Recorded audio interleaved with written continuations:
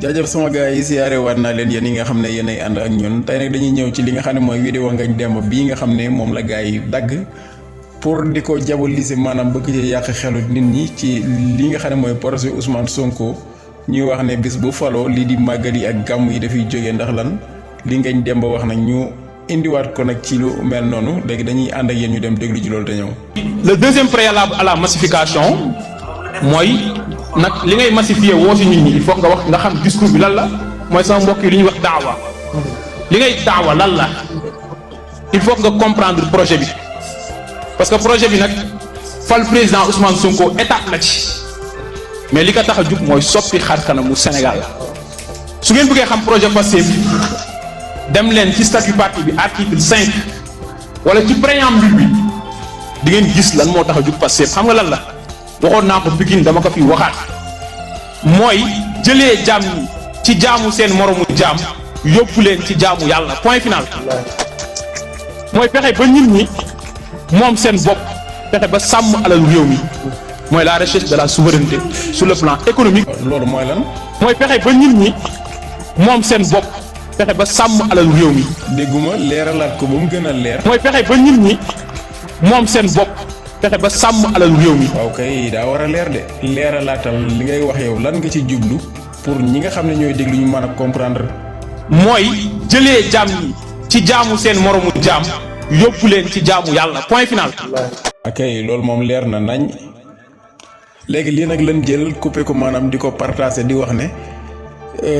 bis bu Ousmane Sonko faloo procès mooy jëlee nit ñi ci jaamu sa moromum nit di jaamu ci yàlla. waaw loolu kay c'est normal loolu képp koo xamante si nii loolu mooy sa projet ñun dañuy gën a taxawaat ci ata ak yow ndax yaakaar naa fii Sénégal kan moo fiy jaamu nit kenn jaamu fi nit te xam naa amul benn tarixa boo man ne dañuy jaamu nit déedéet yàlla la ñuy jaamu waaw kon nag ñi nga xam ne ñooy jaamu nit ñooñu la wax bu fekkee ne daa am yu jaamu nit ñooñu ñoo ma wax ji mais bu dee tarixa yi moom jaamuwuñ nit yàlla la ñuy jaamu waaw xëy na sëriñ si nag dañ leen di wan yoon wi pour ñu gën a mën a dëgëral seen taxawaay ci jaamu yàlla sëriñ si soññee la ñuy def de wane yoon wi mais kenn jaamuwu leen maanaam bu fekkente ne nag moom loolu mu dong mooy coow li kon ñun d'accord nañ waaw d'accord nañ ci projet bi 100% ndax yàlla rek la ñu war a jaamu. lii nag am na lu ko gënoon a garaaw téeméeri yoon am na ko fi waxoon ne sëriñ si ay citoyen simple lañ am na koo xam ne itam lii di passeport diplomate yi ñu joxoon sëriñ si bu ñëwee da koo nangu. maanaam fa mu tegoon sëriñ si moom avant lépp gis nañ ko vidéo yaa ngi fi wax yaa ngi fi dara weesoogul kon nag buñ taxawee tey di waxaat lii ñun moom dofuñu nit ñi yeewu nañ xam nañ bu baax dégg nañ li mu wax xam nañ fi mu waxee xam nañ li mu wax bu fekkee nag yéen dafa am lu leen arrangé wul ci wax ji ngeen jël leen ci arrangé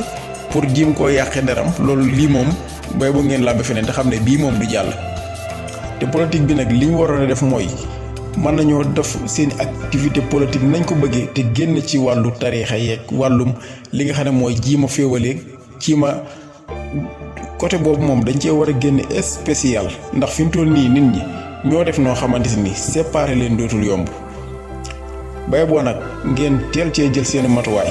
yi ma xam ne ngeen di communiquer ak nit ñi te nag génn ci affaire tariixa affaire xeet affaire boo dikonte yooyu moom lu ñu war a jël tege ko nee la. ndax fii ci Sénégal ku nekk xam na